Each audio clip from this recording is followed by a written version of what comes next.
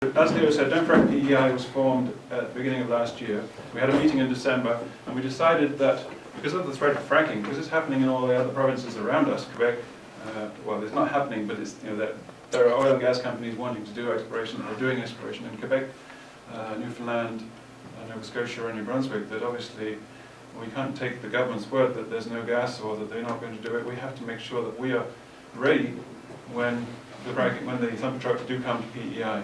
So we're in a good position, better than Nova Scotia, better than New Brunswick, where they're already, they've gone past the thumping trucks and the seismic testing, and they're going on to drill test wells. We're able to build up, hopefully, a movement to stop it from ever coming to PEI.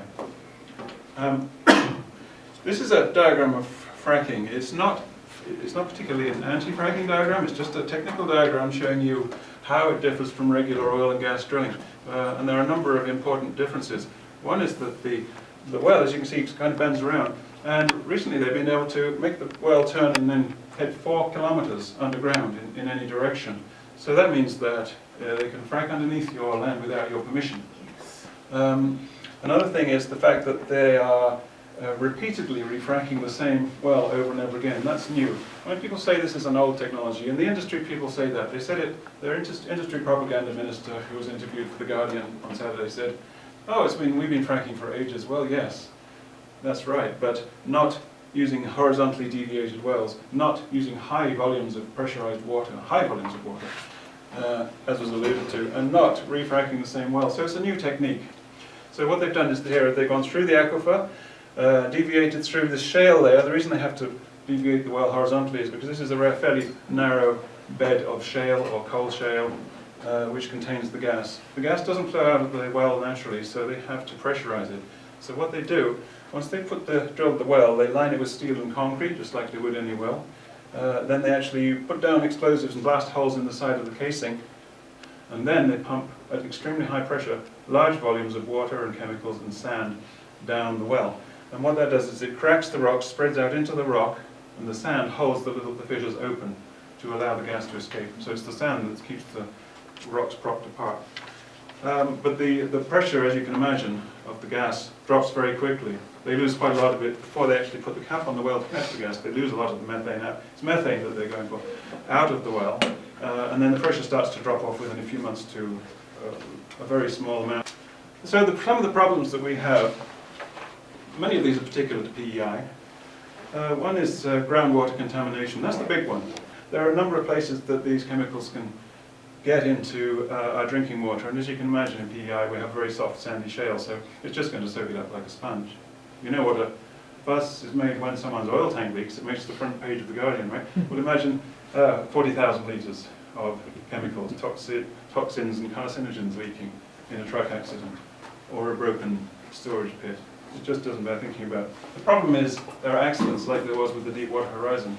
You can have all the safety regulations in the world that you like, but it just takes a series of unfortunate events and something just goes wrong.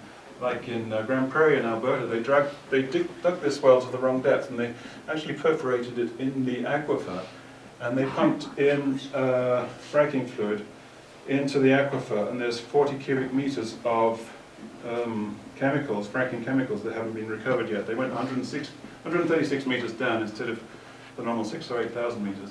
So it's just, and they didn't realize right away that they were doing this, so they were pumping the chemicals right into the aquifer. I mean, luckily nobody lives there.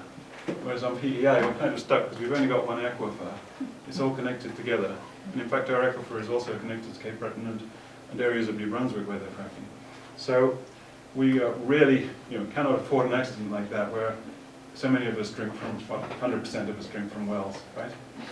So we really can't afford an accident like that. And with the number of wells we're talking about, possibly 1,000 wells for PEI, a lot of these gases, a lot of these chemicals they use in the fracking fluid, like benzene and toluene, are really nasty things. They're volatile organic compounds, they're carcinogenic, and they readily gas off and collect in areas where people live. And well, PEI is the most densely populated province. We really can't afford to have these chemicals venting out of the wells. Everything that they don't want, they want them propane, but everything they don't want, they just vent off into the atmosphere. And we're particularly susceptible to climate change here in PEI. The methane, which again, as I said, leaks out of the well during the fracking operation, during the transportation, out of leaky connectors and so on, is 21 times, at least 21 times a more potent greenhouse gas than CO2. And some studies say that fracking and burning the product, the methane that's produced, is in fact worse for climate change than burning coal. So you basically lose all of that nice clean burning advantage from the methane during the production process.